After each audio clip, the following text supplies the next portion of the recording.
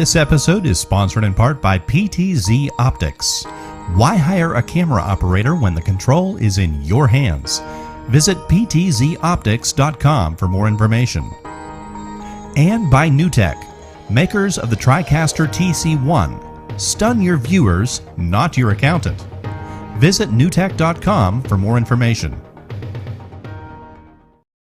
Hey guys, welcome to another edition of Stories from the Cabin here with No Boundaries Outdoors, and we've got a pretty interesting show for you today. We want to talk about camo today, but before we get into it, my wife is back. You're 2 weeks in a row. Yeah. I think it's going to snow. No, I better not say that. The guys are going to get mad. It was blurring yesterday, so the guys will get mad. But she's back, and they'll get mad because upcoming this week, Braden, you got turkey season opening in PA. Getting ready, getting all my stuff out, getting excited. So That Saturday with my dad. Me and him haven't got to hunt turkey together for quite a few years, so I'm excited just to spend time in the woods with him. awesome. We also got this guy over here who's posting about goats, and I don't know what else he's posting about, but goats mainly. Jake Goats and the Oxenford. monkey. Oh, the monkey too. Donkey. Oh, the donkey. I was gonna say, when did you get a monkey? My wife would. My wife won monkey, bird. She wants all the animals. I said, stop. No. So you're going out for turkey this Saturday? Yep, I leave for camp tomorrow. Wow. Oh, so he's not just going out for turkey. He's going to camp for how long? How long are you going? Probably come home Monday. So be up Friday, Saturday, Sunday. Come home Monday. Are you gonna kill something? I'm trying. That's the goal. I better be getting pictures or video or something. You better have somebody there shooting video. I don't care if it's cell phone video. I got my tactical. Hey, there you go. That'll work. I want to see some gobblers killed. Now, this is your opportunity, guys, because my buddy Mark, he's going out Saturday. Then he's taking his son out the following week, and then he talked about him and I going out over at my mother-in-law's. He's going to do some calling for me, and then I'm going to try to get one with a bow. That's the goal. There you go.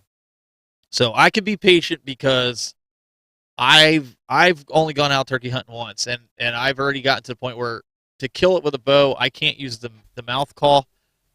I sound like a dying duck when I do it. So I do good with the hand calls and the slate, but you can't do that and do a bow. So, but I really want to get one with a bow. So that'll be something to see. So I hope you guys I hope you guys get some good action. Braden, are you doing all weekend or are you just going Saturday? Probably just Saturday morning, and then I'll hunt here and there throughout the week in the mornings whenever I can. Kill yourself a gobbler. Gonna try. So that'll be interesting. It'll be cool to hear the stories. And if you guys get one, anybody that's watching this, listening to this podcast, this show, leave it in the comments. Put a link to it. You can go to, there's websites out there like Imgur that you can upload it to. You could go to actually, let's do you one better. Let's make it as simple as possible. Go on our Facebook page, send us a message with your picture, and one of us will post it for you on behalf of No Boundaries and give you a big shout out for it, because we always love seeing your gobblers and deer. And what do you guys think? That sounds like a good idea, right? Mm-hmm. Yeah, absolutely. I like it. So if you're out there and you get a good gobbler this weekend, you're in Pennsylvania. Well, I don't care if you're not in Pennsylvania. If you get a good gobbler, just give us a picture. We'll put it out there. Maybe even next week we'll show some of them on the show here.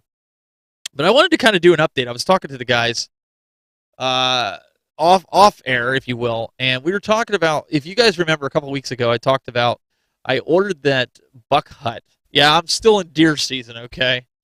I ordered that buck hut, and Dick's Sporting Goods canceled it and then raised the price on me. They had it for $850, and then they canceled my order and raised it up to $999, and magically 5 of them became in stock, even though they said there was only one left in stock. I don't know, maybe it's some kind of Common Core math. I don't know, but I was searching Google trying to find more places that took it for $850 and as cheap as shipping as I could, because I didn't want my wife to kill me for the shipping. No, she wouldn't have killed me. We would have drove for it if it was close enough within like an hour, right? I mean, we just Could have done that, but Mhm. I ended up finding on Walmart through a third party. It was sold through Walmart. The same deer blind, and you can see at the bottom here. It says free shipping. It comes with the tower, the blind, the whole nine, which will be perfect for my area. $790, free shipping, and it's coming. I was telling the guys here, and it's coming free, which I was floored about. Like all the other companies are charging almost $300 for freight, and they didn't. Not that I'm complaining. But so was I getting scammed on the other sites or what? What's the deal with this? Yeah, I mean, and That's wild. you said you got a call from them, so you know it's coming. It's not like you just ordered it and cross your fingers and hope it shows up. It's coming You got a call tomorrow. from- Right? Yeah, you got a call from the freight guys, so They're coming. They're like, oh yeah, we want to make sure that you're home. I said, yeah, I work from home, so I'll be here. And I said, just tell them to back in the driveway. They can put it right close to the garage. I'll take it off the pallet. I'm assuming it's going to be 250-pound boxes or whatever, and I'll just pull it off the best I can off of off the pallet and just leave it in the garage until I start putting it together. But I might do it this weekend. That might be a good project. It's going to be on the cooler side. I can put it together, get the frame up and back where I want it. Especially with the ground not being super hard, I can get the anchors in there pretty good. So.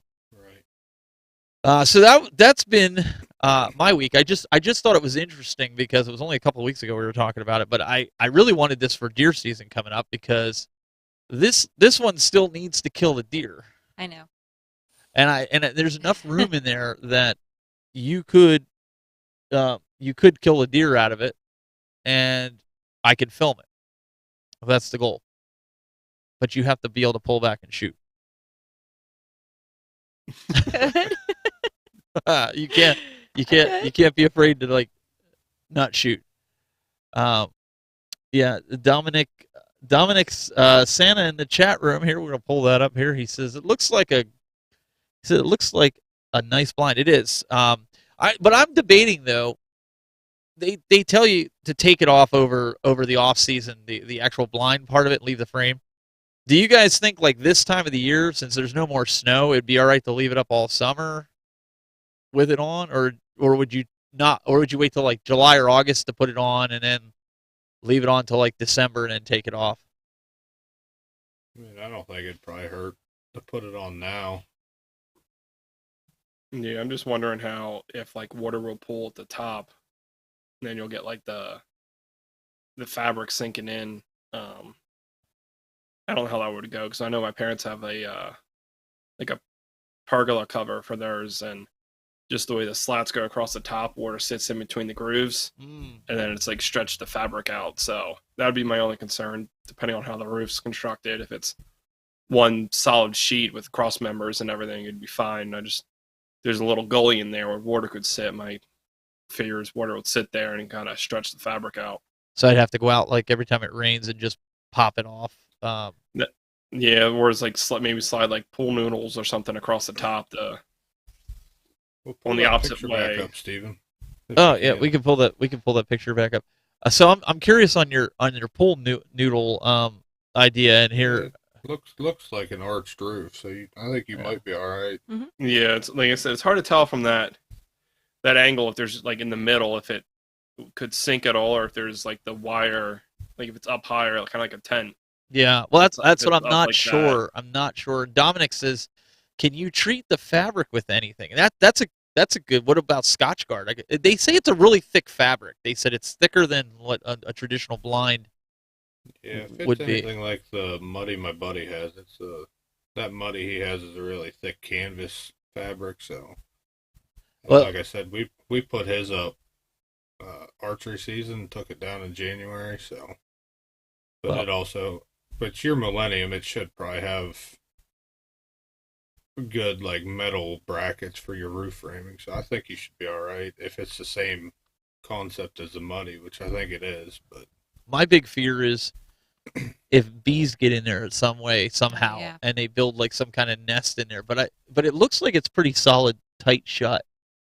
I guess I won't know till I get it set up because there's even a floor pad that would cover up any of the like the holes in the metal. right. Mm-hmm. So I just don't want to go in there like early September, like so.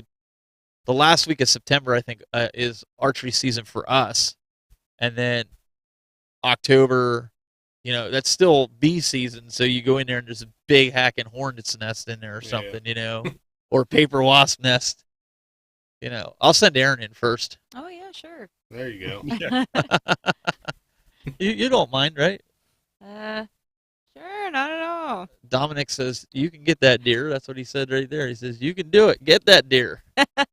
Thanks, Dominic. At least he has faith in you. Just like, well, we'll hopefully, like I said, I'd like to get her up there. We'll get it filming and see if we can catch it on film. I think that'll be fun. So, other than that, let's get into talking a little bit about camo here in a little bit, because I want to present this to everybody out there in the chat room. Last week, we discussed scent control. We talked about ozone and all the different products that are out there. Is a lot of this gimmicky? Is it necessary? And if you missed that episode, go back and watch it. We're not going to get into it now, but I kind of want to talk about that coming up here. We're going to take a break quick, but I want to talk about that with the camo. There's so many different brands of camo. There's camo that I know we like. We all have some different flavors of camo that we like. But is it giving you that much of an edge to get the animal that you're trying to get? I guess that's the question that I want to put out there. And you guys in the chat room, feel free to engage with this too, because we want to know what your take is. I have some thoughts. I have some ideas. So we're going to take a quick break. We're going to come back, and we're going to talk some more about this camo. So stay with us. Apex Gear, known for their performance-driven archery sights and accessories, is pleased to introduce the new Covert Series archery sight. VersaPin technology allows shooters to change the pin color and pin size on demand in an instant. The compact and lightweight sight is equipped with stainless steel hardware, micro-adjustable windage and elevation, an ultra-smooth, easy one-hand adjustment knob for quick yardage changes, and a micro-push button light. The new Covert Series from Apex Gear. Confidence is key, and when bow hunting, confidence can be defined by one word: accuracy. Introducing the Thorn Expandable Broadhead. Its patented hidden blade technology guarantees field point accuracy, and the patented rip tip grabs at hide and flesh, ensuring deployment and beginning the process of devastation. Its stainless steel blades render up to a massive 2.2-inch cut. For confidence and accuracy, there is only one choice: Thorn Broadheads, the world's most accurate broadhead. And we are back. We want to thank all the sponsors that make this all possible. And I reached out to Apex Gear guys because I wanted to see if they were going to make a dovetail sight soon for my bow, and I got crickets. Haven't heard nothing. And then I went on their public page and gave them a shout out, and crickets. So that either means they're ignoring you, or that they have something coming up and they don't want to ruin it. Exactly. I hope it's the latter. I really do. They can ignore me as long as it means there's one coming out. But right. Don't ignore me. Just ignore me. So yeah, exactly. Especially as a sponsor, that just doesn't look good for you. Dominic says, "Got to put the kids to bed. Hopefully, I can get back before the show is over." Yeah, no worries. You should be here. We'll see you when you get back.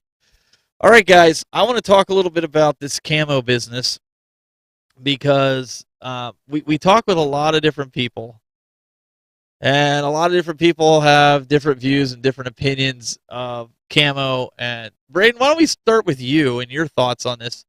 Is the camo that you wear really giving you that much of an advantage over an animal, or is it just a matter of just getting something that you're comfortable with, just like everyday wear that you have?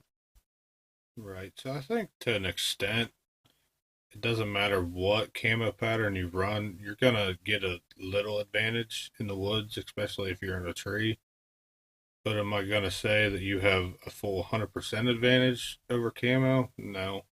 Just because back in the past, like the older generation, like we talked about last week, they ran red flannel jackets and brown Carhartt pants per se. And they all killed deer, so am I saying it doesn't help? No. do you have an advantage? Sure, because it takes a little bit longer for maybe the deer to pick you out or whatever animal you're hunting. But at the same time, I think all camo gives you just about the same amount of advantage in the woods. Mostly, it's probably just all preference. Jake, what about you? What's your thoughts? I feel like depending on the season, I know like late deer season, a lot of us just wear our blue jeans and stuff into the woods. We're mostly doing deer drives and stuff, so at that point, we don't really care if the deer see us. But other than that, I really don't have like. I mean, I have some trees and I have mossy oak. I have a lot of Walmart brand stuff that I really don't like pick a side one way or the other. I mean, as Braden said, it's kind of it gives you that advantage, but it's not going to completely conceal you. You're not going to completely disappear. I feel like sometimes it's in our heads. Like we're like, okay, well, I blend in so well, the deer can't see me. The deer can see you. Like, I mean, you're not jumping up and down waving an orange flag, but I mean, they know what's normal in their environment and what's not, and I don't think any really camo pattern can make you invisible to them. I know for us, and I'm going to let Aaron talk. Aaron, your vision or view of camo is a lot different than us because it seems like when it comes to camouflage, the industry forgets about the women and how things fit. And Yes, it's a pain in the butt. and I know that was one of the reasons that you really like trees and outside. I mean, I wear trees, and so we'll get into that. But you like it from the fit aspect, right? I do, because they actually make a women's line, so things, obviously are going to fit better. And the better they fit, the easier it is to get up and down from a tree stand or to just walk in the woods, and you're not pulling things up or it's just easier in general to wear it. I think so many people forget about that. In the hunting world, it's not just us guys, right? We can go to Walmart and slap on a pair of pants, and for women, it's a lot more difficult, to find something that they're comfortable in, and two, that they're going to stay warm. Let's just go there, right? Yeah. Mm-hmm. You get cold very easily. Yeah, and sometimes the look is more for looks instead of practicality. And honestly, I don't really care so much about what it looks like necessarily, as opposed to me staying warm and being able to shoot my bow. Yeah, I think that was the big thing. You wanted to be able to shoot your bow, and that's a good point. Practicality. So, Braden, I know you've tried many different camo types. You've tried treason. You've tried realtree, mossy oak. You've done badlands. The list goes on and on. Tell us. I'm sure there's certain camos that you wear at certain periods of the season.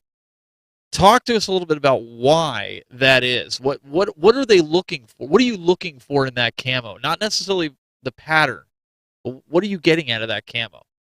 Right. So last year, whenever we head out to Montana, I went out and bought basically bulk and First Light Fusion gear.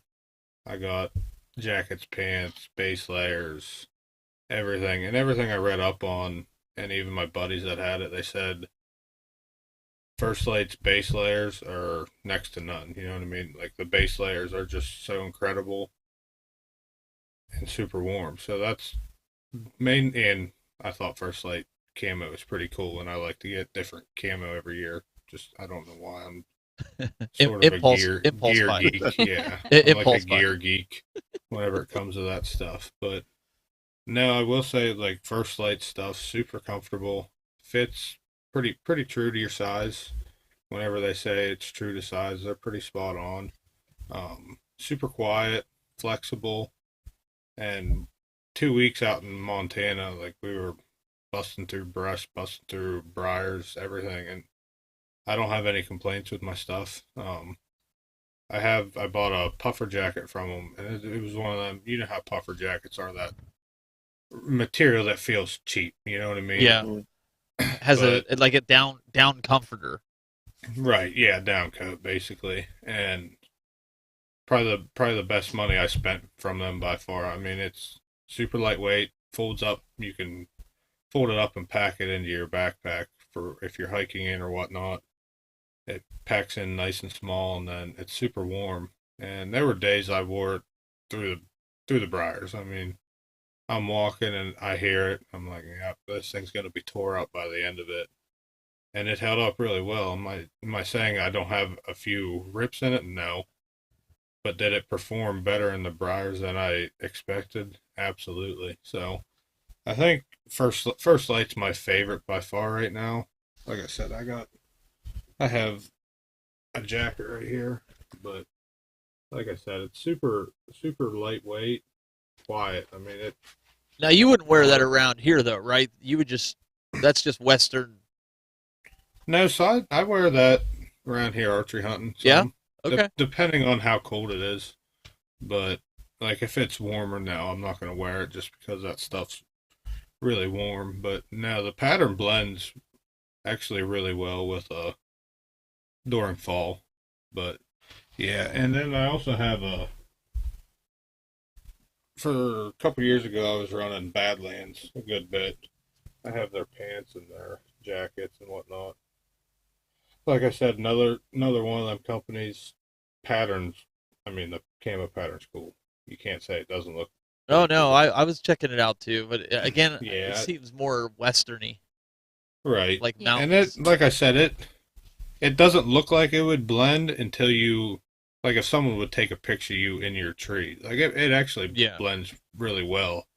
But no, that was another one. I basically went with Badlands. Just at the time they had a pant and a jacket that was super warm and super quiet. My biggest issue with hunting clothes, like in the past, hunting clothes being loud.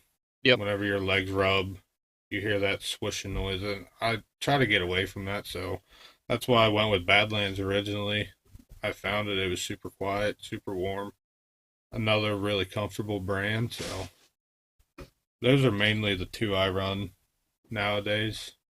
Like out in Montana, I ran Badlands. I ran my First Light, Yeah. and then I have it's like a late season Nomad bib and pullover jacket. It's almost like a wool jacket.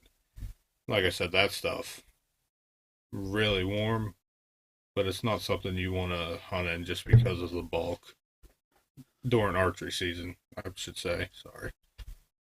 So Jake, I know you do a lot more rifle season. I mean, I know you do archery, but sometimes time gets away from you, and you don't always get a chance to get out and go archery as much as you want. What are you looking for in camo when you get it? I mean, obviously, I know you've got some trees, and I know I'm going to talk a little bit about that. But you just basically said you're camo agnostic. It really doesn't matter to you. Yeah. What are you looking for in the camo? The cheaper the better. Honestly. Oh, that's fine. I want to hear I don't that. Have, yeah, I mean, there hasn't been a camp like I haven't tried all the other brands like Braden did. But my thing is I'm gonna sit in a tree and yeah, I'll blend in, but what's the price difference? I mean, a lot of times to get to my stands, I'm walking through briars and tree limbs and everything else. I don't want to get this $300 camo jacket just to get it ripped up. I know that's the whole point, but I can do a $30 Walmart jacket. It keeps me warm and it's camo. I don't really see the difference. So, a lot of my stuff is, like I said, Walmart brand. Like I don't even think my pants and my jacket match half the time. I guess I'm just not that into it or coordinated with it to really think it matters. Yeah, it's just not the. I know some of my friends they only do real tree. They only do mossy oak. They only do trees, and they only do strictly Walmart clothes. I mean, it's just everyone's preference. But for me, it's really, I mean, whatever's there. Yeah. Mm-hmm. So you're of the assumption, and I'm not saying this is the wrong assumption. I'm just saying you're of the assumption that you could pretty much walk into the woods with any type of camo, even if it's mismatched, and you're still good to go. Yeah, I mean, I've seen deer when I've done it this way, so I really don't see a difference. Why not? Do they pick me out? Maybe, but I never see them run off. So I've had them walk right under my tree stand multiple times, and they don't even know I'm there. So it's at that point, I feel like if I had we're going back to last week. If I had a rank, I'd rank scent control over camo. Okay. So if you sprayed down or something, and then no matter what you wore, you probably, like you said, I know my buddy wears blue jeans into the woods and a Carhartt jacket, and that's what he hunts in, and he shoots deer every year. He gets 8-9 deer a year, so Right. I really don't see a difference. There's probably studies out there, and people that are diehard camo people, and they rep their brands, are going to be listening to this or watching this and be like, that's not true. Let me talk to him. This is why you need to do it. And I'll listen, but if you can prove to me that there's a camo pattern out there that makes you completely invisible, that's 100% warm and durable and everything like that, I'll give it a shot. But right now, I'll stick with my Walmart camo. So, I mentioned that I use treason, and you can kind of see right here. This is normal, almost. This is probably like 4 o'clock time, if you will, in the woods. This is why I use the treason early season when archery. Look at that. It blends right in with everything. This is their Gen 1 that I have for my pants I'm taking turkey hunting, so it's kind of the same. That's gonna be warm. That's your late season. Yeah, well, no, this is the light. This is early season. This is early season. Does that have a green? Does that have green on it? Yeah, it's their. Oh, I didn't see Gen 1. Okay. So they don't even make this pattern anymore. This is kind of like when they first came out. But I have this in the jacket, and it's super lightweight, and I'll take that turkey hunt as long as it's kind of not super cold. But other than that, it's other camo. This year you're safe because you have a lot of the greens aren't out yet because it's been so cold. But here you can see the sun is setting. The camo blends in like the areas that I'm at. That's why I wanted you guys to see this, and the people watching. I'm not trying to sell treason. I'm telling you, because people always go, well, treason's not really a well-known company. Everybody, like you said, Jake, everybody uses Real Tree or Mossy Oak, or they're afraid to try some of these other ones like First Light and Badlands because they're like, well, it's not Real Tree or Mossy Oak. I want to kind of put a feather in Braden's cap by saying, like, don't be afraid to try some of these other camos, because just look at this. The environment where I hunt, you can see I'm blending in. I'm getting that little bit of more of advantage because I have the right camo for the area that I'm at, right? Mm-hmm. So absolutely, that's an early season pattern. Now, my son, on the other hand, he wanted. Let me go back here. My son here, he wanted the camo pattern. That was something else that he really likes the size, but that's kind of like their late season. You can't really see that outside. But like here's Erin and I. She's got the Vixen, which is the female early season. They also have the late season.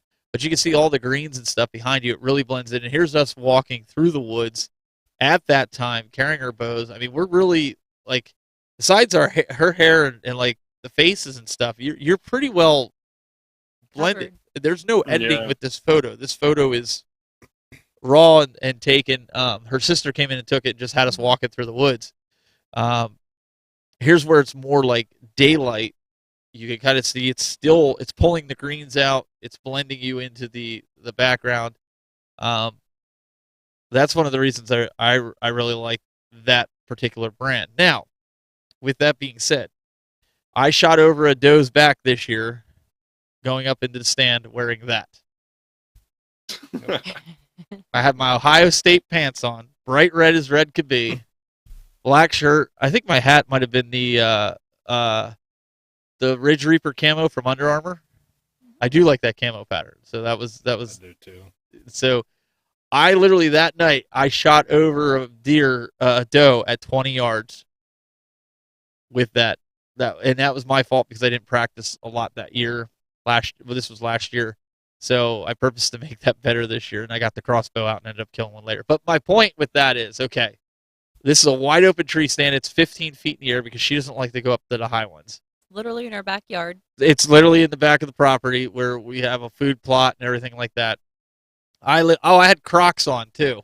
Mhm. I wasn't even wearing boots. I went up there with Crocs. So all you guys that say about you got to wear the rubber boots and stuff. I don't know, man. Like I said, I went up there with the Crocs. Again, if you're walking through woods and you need protection, For that's one protection, thing, that's one thing. but But they're just going saying in like your backyard. scent and odor. And Oh, I was up there. And I mainly went up to scout, but I had my bow, and I'm like, hey, if I see something, great. Yep. But it was warm enough, and like I said, I was up there in my my night pants, my Ohio State ones, and I'm like, yeah, I'm just gonna sit up here and probably won't see nothing. And about 5 deer came out. So what does that tell you? So I guess I'm not poo-pooing the camo stuff. Don't get me wrong. I want to know, like, what is everybody's thoughts on this? Is it necessary? Do you think it's necessary to do this? Or do you think that it's just something that if you want to be comfortable in, you want to stay warm, and you do want to add that advantage, like you said, Braden? Right. But is it necessary? Like you also said that people hunting in flannels back in the day. And Yeah, absolutely. I think the biggest thing with camo, like for instance, you got the mossy oak bottomland right here on my hat. And last year, whenever we talked a little bit, I was showing you some pictures how well it blends in like late fall archery season. And I think for the most part, like a camo that blends in with your surroundings, it conceals you a little bit more for movement. You know what I mean? I think you can get away with a little bit more movement than say if you were in the tree with blue jeans and we'll just say like a gray sweatshirt on. You know what I mean? Just because you blend a little bit, and the deer are used to branches moving around, trees swaying. So I think it conceals you a little bit longer than it would on subtle movement if you like I said, if you had blue jeans or a gray sweatshirt on. I think they would pick you out right away. Not saying that they wouldn't or that they would pick you out. I'm saying, I don't know. Camo gives you the advantage, in my opinion. What I often found interesting, and I want to get your guys' take on this, and anybody feel free to just jump in. I want to throw this out there. I agree with Braden on his statement. But the other thing I always thought about, I was like, what? Deer see two colors the best. But they're like, they're red and green colorblind. They don't see red and green. And everybody automatically just assumes like if you wear something bright red, they're not going to see you. But based on that being red and green colorblind, besides them not enjoying Christmas, you could literally go in there with an all red jumpsuit and they're not going to, it'd be no different than wearing camo from the sounds of it, right? Does that mean they see brown and black and things a lot more? Yeah, I don't know. Yeah, that would be interesting. I guess you're going to go up in a Santa suit on Christmas time. So that's the Southwest. That's why all the deer go to Santa, right? but no, their color vision is limited to like blue. So if you're wearing blue jeans in the woods, you're going to stand out to them like a sore thumb. They see blue very well. So now I just turned the tables on this whole discussion. Yeah, you absolutely did. Mm-hmm. So now you're going to make a red camo pattern and make millions of dollars off it, right? There you go. Well, now don't get me wrong. I was researching this week because we were going to talk about this, and it said the deer can distinguish between red and blue. Now I don't know how they see it. Like if they see it, it's just a different shade, or if it's red and blue, how we see it. Is it a darker gray to them, or you know what I mean? It might just be a neutral color, but just stand out a little bit more to them. But here's the funny part. They can distinguish blue from red, but they can't distinguish red from green. Huh. Yeah. So in essence, Braden could go up there, and I'm picking on him right now because of his shirt. He has a red and blue shirt on. He has the trophy line. They would not see the red, but they would definitely see the blue, apparently. Well, Right. the blue's closer to a black though, so would it really stand out? But they also, I don't know, they also can't distinguish orange from red either. Hmm. So if they can't see red, they're not seeing orange. So I'm wondering if that's why we wear hunter orange, right? When you go in hunting season, and people can wear those orange jumpsuits. I know people that hunt rifle season and they only wear an orange jumpsuit. They look like prisoners that escaped. Yeah, I mean, I have one of them. Yeah, I did it whenever I was younger. Listen, I'm not knocking it. I'm not knocking if people do it, but that's why. Like, I often thought, like, why do we wear camo in the early season and everybody runs out in orange during rifle? I mean, obviously it's to stay warm, but it's because they can't see it. Yeah, I mean, I have a bright orange jacket, pants, and bibs. And my thing is, I don't want to get shot. Of So, course. Well, that's another I'd rather be well known and well seen. So I guess it's just a plus that deer can't see it. But yeah, I mean, I know like some people wear like the least amount of orange possible on certain like when we go to bear camp, people have like the least amount of orange possible, and I'm there with like the bright orange jacket and pants, and I'm like, I want you to see me. I'm not a bear. I don't want to get shot. So I'm going to pull up some of the notes that I had from earlier. I'm going to read this to everybody. So, this is what I have here from the research I've done. You guys can look it up. It's public knowledge. But I found that the deer saw colors in the blue spectrum best, and those in the red spectrum, they saw them the worst, hence the orange, right? And those in the red spectrum being the worst. In anatomical studies that I saw in some of the articles, that they have found that deer can see greens, yellows, and UV light, but they do not perceive the different color shades to the extent that humans do. So they must see the way I perceived that when I wrote that down was they must see like if they see green, it might not be green the way we look at it. It might be earthy to them, right? Right. mm-hmm. But then they might see, a yellow, which is just a slighter variant of that. What it's yellow to us, but it's more of an earthy variant that's brighter. Yep. And the UV, I'm assuming like a white light. That's probably why when you shine a light on a deer, they stop. Yeah, they stop in their foot, in their tracks. Like Aaron, your dad used to do. Used to go out and shoot a spotlight at the deer, and they just stop doing what they were doing. Mm-hmm. Because they see those colors the best. I don't know. I found it interesting because we look at we wear camo, and to Jake's point, you're not going to be totally concealed. So if they can see green really good, why are we wearing green camo? Right. Exactly. I'm just. This is just a question that I had. I thought, this is interesting, right? Nobody ever talks about it. No, I agree. Yeah, you got me stumped. I mean, my biggest question is it worth the money? Like, I mean, some of this camo's jackets you're spending $150, $180 on. Is it worth it? Mm-hmm. I mean, that's another good question. I think we're all going to have different answers. Braden, is it worth $200-$300 on the camo for a jacket or a pair of pants? For me, yeah, 100% it is. And why? Comfortability, warmness. Like I said, I like the camo pattern, but so like comfortability, I like to be comfortable if I'm walking through the woods. Obviously, you want to stay warm, and like some of my First Light stuff, it has pockets that you can vent out. So if you are hiking, it doesn't keep all the heat in, and if you're sitting, you can zip back up and vent back up per se to keep the heat in. So I mean, yeah, if I know I'm going to be warm, comfortable, and the camo pattern blends in pretty well, yeah, I'll absolutely spend $200-$300 on a piece.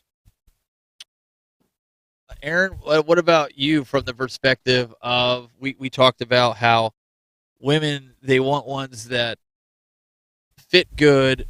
Is it worth the extra money if you know it's going to fit good and you're not hiking your pants up or tugging your shirt down or whatever? I would say I would say yes, and I would also say no. I mean, and I guess it all depends. It all depends, really. I mean, if I'm just going into a blind and it won't matter how the fit is, really. I mean, I could just wear an orange, vest or something to keep me warm. They won't see me in a blind. I mean, or if I'm going to go up in a tree stand, I would probably want something that fits me better so I'm not tripping over myself climbing up there.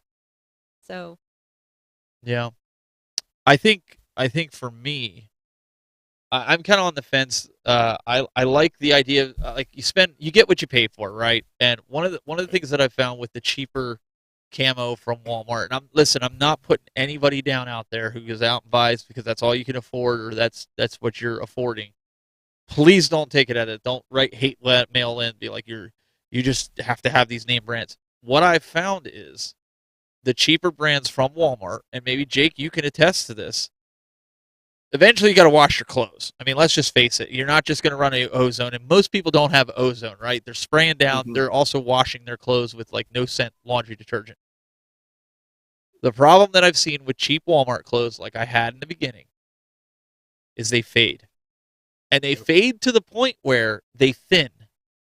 And so, just the littlest snag from a thorn bush or a thicket, you just shredded your clothes.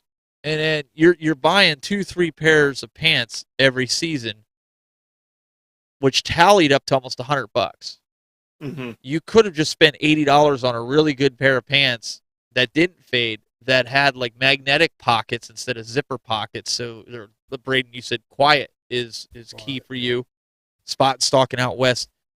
You could have done that rather than buying three $20 pairs throughout that year. Now, I'm not saying that happens to everybody, but I know for a fact, because you and I discussed this, I still have a cheap mossy oak coat that I use like when I go out, if I'm going out to work in the woods or something, or I'm shoveling snow or something. I wear my Walmart mossy oak coat, so if that gets destroyed out, and I have bibs, I have overalls, and again, they fade. Just leaving them sit there, they'll fade.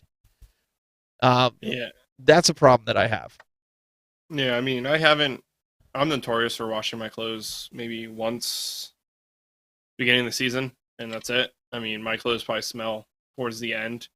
But I mean, there's some stuff that I've worn that it's hard to tell if it's the fabric that wore down or just me wearing it so much and going through the bushes and briars and everything else that kind of made it deteriorate faster.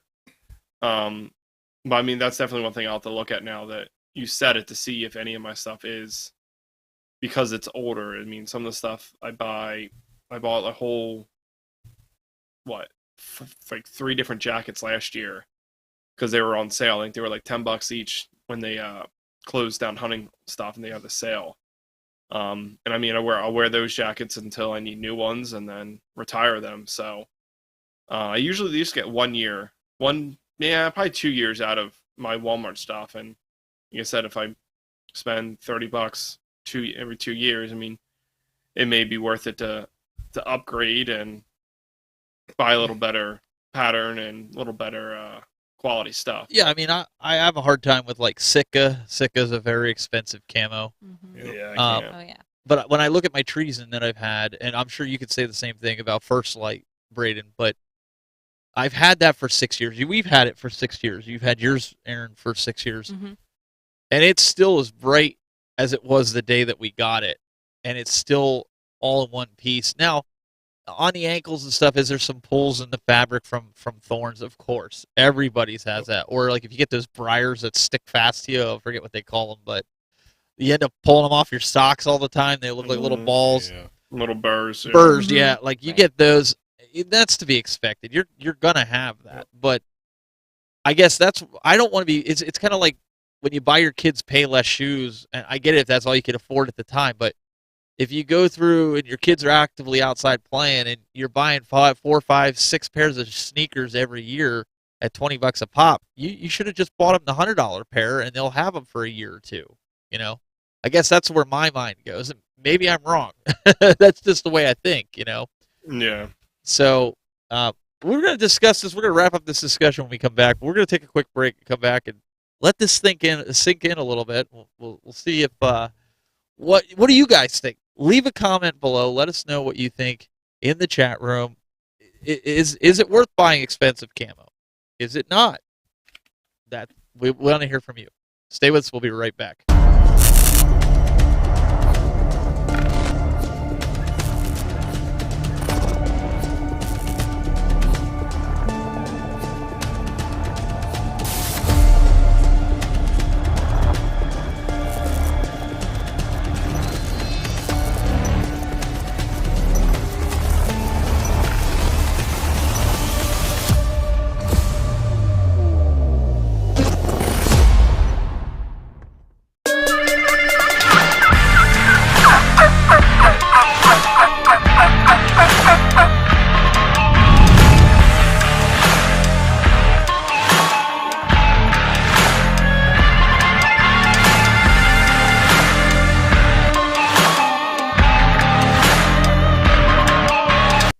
All right, we are back, and we've been discussing about camo. Is it necessary to buy the real expensive stuff?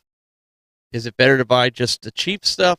We've gone through some pros and cons of the cheap stuff versus the most expensive stuff, and even the super expensive stuff. And again, before the break I was talking about, I thought Sitka was very expensive. They got very nice camo, but I think it's super expensive, and for me, that's a little bit out of my price range as far as I don't want to be spending $800-900 for a camo outfit to wear in the field, especially if you got a layer, right? Mm-hmm. I'm spending money now for my son, who's now getting up there where he can wear, like, again, we're getting him like the treason, it's more expensive because he has the same problem. Now we just got him a treason coat this year, Aaron, but he's been wearing the Walmart Realtree. We got him for what, $30, right? And he wears that because kids are going to grow out of it, right? You're not going to go spend $90 on a coat for a kid. He's still growing. He did want the treason coat, which I got that because of being staff. I got that really cheap. I got it, I think, for like $60. Mm-hmm. But it was a $130 coat. But I also bought it 2 sizes a little bigger, so he'd have it. So it just bunches up in the arms, but that way he have it for a couple of years and get the money's worth out of it. Right. But you also have to look at it is if you're not the only one hunting. If you have a son, if you have a daughter, or a wife that's hunting, now you got to times whatever you're spending on camo by 4 or more if you have more. Mm-hmm. So, the camo that you might want to wear isn't necessarily the camo that you can wear. So again, with the practicality. Yeah, exactly. You got to go with practicality. But I think what we normally do is, because I probably hunt the most out of all of us, mm-hmm. I'll make sure I have my camo. I'll get Aaron's because she'll go next, and then Daniel goes out a couple times. And then our daughter doesn't really. She don't hunt. Off and on. Yeah. So I mean, Braden, is that going to change your shopping list, so to speak, when your son's older? I mean, I know he's still a little toddler yet, but you got to think toward the future, man. Oh yeah, I mean, at the time, I'll probably, like right now, I'll probably say, yeah, we'll get him the good stuff until he starts getting older and he gets wanting stuff like I do and wanting impulse buy everything. So I mean, I guess I'll have to put a limit on him. But by the time he's able to hunt, who knows? We'll probably have hunting gear that's $5,000. You know what I mean? So. Oh, that's yeah. I'm not sure. Like I said, I'd like to get him the good stuff, but starting out, especially at a young age, I know he's going to grow out of things quick. So I'll probably, of course, not say go the cheaper route, but do the more practical route. Yeah, I mean, and Jake, you got one that's due coming up soon too, and I mean, mm-hmm. for the most part, your wife doesn't hunt, right? No. Yeah, no. I think I said this before. She would get up in the stand, and there'd be an 80-point buck there, and I'd pull the gun up, and she would yell, "Run away, and everything." So yeah, she gets too cold and everything else, so there's no way she'd be able to sit there and pay attention. That's what this one does over here too. She gets too cold. Like we were out, and I'm literally I have like the long sleeve. It's almost like that athletic shirt camo. Treason has that. I'm Real Tree. They all got it. It's like the Under Armour style. And then I had like the early season jacket on. It wasn't even that. And she's like bundled up, scarf and hat. Like she's like over here with gloves on. And I'm like, Aaron, it's only 50 degrees out here. And she's like, it's cold. She goes, how much longer do we got to stay out here? I'm like, we only been out here for 2 hours. So she's never gone rifle. She'd never be able to handle it, I don't think. With a heater, rifle. I could. Oh yeah, you know what? From the new blind, if I put the Mr. Heater, Daniel was ready to sit out there in shorts. Like that buddy heater. Oh my goodness, that thing gets warm. Like I was ready to take my coat off. Lifesavers. That's definitely going up in that blind. But during the break, Jake had sent me a message here on Facebook. So I'm gonna pull this up. So Jake, what's going on? What is going on here? I'm gonna try to zoom. So my in. wife's actually trying to. She's like, "Come out now! They're like next to the house." Yeah. So this is my backyard, and as you can see, there's two standing. I mean, she's standing in my kitchen, and this is like no zoom. This is where they are, and then I have a whole field, and she said there's 3 more bedded down behind them towards the middle. So I mean, yeah, off my house, this is maybe 40 yards, 50 yards. You need to cut this down right in here in this center area. Make that a food plot. Yeah, well, I guess if you zoom out a little bit, I don't know if you can. Yep, let me see. Maybe not. But towards like you see where the woods line is, all the way in the back. Yeah. So right up from that, I started it. That's kind of where the tracks went through with the skid loader. Gotcha. So it's pre-tilled.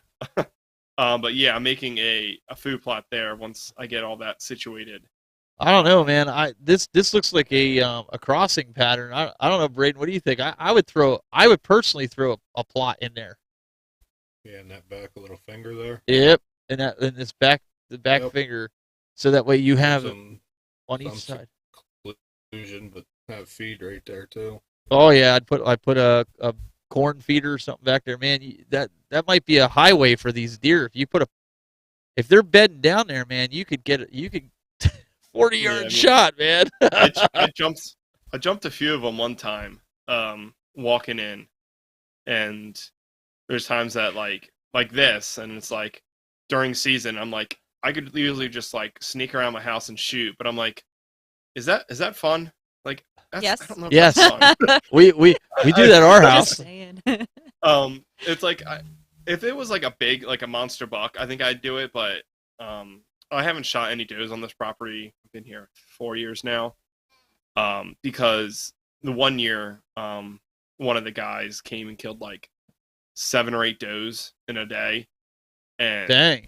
that's a lot for this area. I mean, we have a lot of 5Cs. There's a lot. We get 70,000 doe tags, but still, I mean, for this little, there's like the neighbor has 20 acres behind us. So, I mean, that's all that's there. And I was like, you killed 8 does. That's cutting the population down drastically for babies. But well, if you put a food plot in this little finger here, like he said, any kind of clover or something like that, I'd put a tree stand like right in the middle of that, like on the wood line here, on either side, and you'd get them crossing because they'd have to cross. And I'm wondering, do you have any kind of water source back there? Is there any kind of like creek or? Yeah, there is a creek down that runs through the back. So they'd have their food, they'd have their water. Man, you'd have them eating out of your hand right there. And I think, well, with those skid loader tracks, I went down yesterday and got a 5-gallon bucket, and I was emptying because the water filled up the tracks. Right. So it kind of created a little pond for them. So I wonder if they were kind of making that a water source. So I mean, if they are getting used to it, I could easily get one of those fish pond, like the 50 whatever the koi pond tanks, and you could do that, or get those little. You could go to the Dollar General and get those baby kid poles and bury them. That's what my brother-in-law wanted me to do. Mm-hmm. Yeah. Get them and bury it, put water in it. You bury it level and. Just like a mini pond for them to drink. Yeah. Out. Yeah. So, you get a green one. They can't see green. Yeah. You get a bright red one too. They won't see that either. Yeah. I was gonna say I can put some clothes on right now and run out back and see if they notice me. And we'll test this theory if they can see certain colors. I mean, Yeah, we could do that. Just ignore the 275 or 6'2" guy running through the field. I mean, just ignore that. Have your wife film that. I want to see that. Yeah. I'll see you running around. Be like, ah! You can't see me. No, it's kind of interesting because I think in this industry, the more and more I learn, it's like you have to play the game to be involved in the industry. You have to, and when I mean play the game, you have to try these products. You have to use these products to some degree, whether you like them or not, just to try them out, because that's what the companies, they want guys that are doing video. They want you to use them and test it out. But I think what it boils down to is anymore, like I'm looking at two things with camo. I'm looking at getting something that I know is blending in with my surroundings, not necessarily hiding me per se, right? Because I agree with Jake to the extent you're not going to be totally hidden from view. And I mean, you're just not. But also comfortability. You're sitting a lot of hours in these clothes. You don't want to feel like you're wearing cardboard. Or so cold that your arms are stiff and you can't lift them to shoot anything. Well, exactly. So, I think the consensus here is, there's no right or wrong piece of clothing to get. Get what you like. Make sure it's comfortable. Make sure it fits, and make sure you're warm enough, depending on the season, and make sure you can operate your weapon of choice freely with the clothing that you're wearing. Yes, and that's another thing. I mean, Braden. I mean, me starting the saddle this year. You've been using the saddle. We covered this on a few episode earlier. I can't see wearing bulky hunting clothes in a saddle and not getting some kind of like chafing going on your legs. I mean, I'm just being real here. Like that would bother me, make me uncomfortable, and you're sitting for hours in this. Absolutely. Yeah. I mean, I don't ever have an issue with that, but I can't really say because I don't ever bulk up, mainly just because, like I said. But if you buy cheap clothes, you might have to. Yeah, possibly, yeah. But, yeah, like I said, if I'm running, obviously I'm running all my First Light base layers with no matter what camo, jacket, and pant I'm going to run, just because I feel my First Light base layers are twice as warm as any Under Armour base layer is. Just, that's my personal preference. But, yeah, so I run my base layers and then just my jacket and pants. Depending on the weather, I pick the warmer jacket or the lighter jacket. So I'm never really bulked up. Basically just a base layer jacket or base layer shirt, a hoodie, and maybe a light jacket, or just a long sleeve shirt, my jacket, my vest, and then base layer pants and my overpants. So there you have it.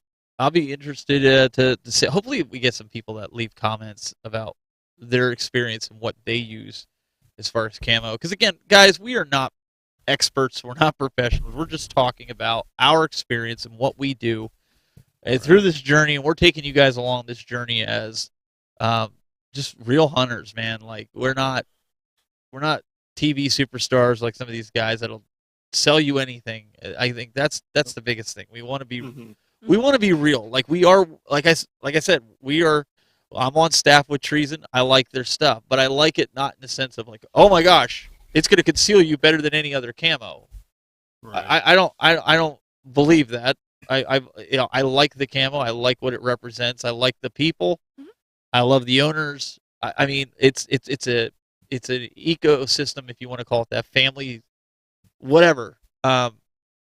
That's kind of how I feel with it. And we basically all just wear and use what works best for us. Exactly.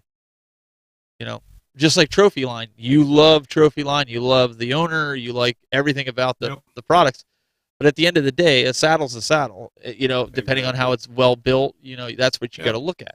Little differences. That's like my buddy texted me the other day. He's like, hey, I went with blah, blah, blah brand saddle. Can you come out sometime and show me the ropes? I'm like, yeah, absolutely. Like, he's like, sorry, I didn't go with Trophy Line. I'm like, hey, it's not a big deal. Like, I'm glad you're getting into the saddle hunting. You know what I mean? The saddle perspective. Right. I'm like, I wasn't trying to sell you on Trophy Line. Would I have been happy if you went Trophy Line? Absolutely. but I'm not gonna bash you because you went a different route. Like, I'll still go over. I'll show you how everything works. Like, I'm just happy you're getting into, we'll call it like the new fad of hunting. Well, and I think that's where I hate to call them this, but influencers. That's where they come, right?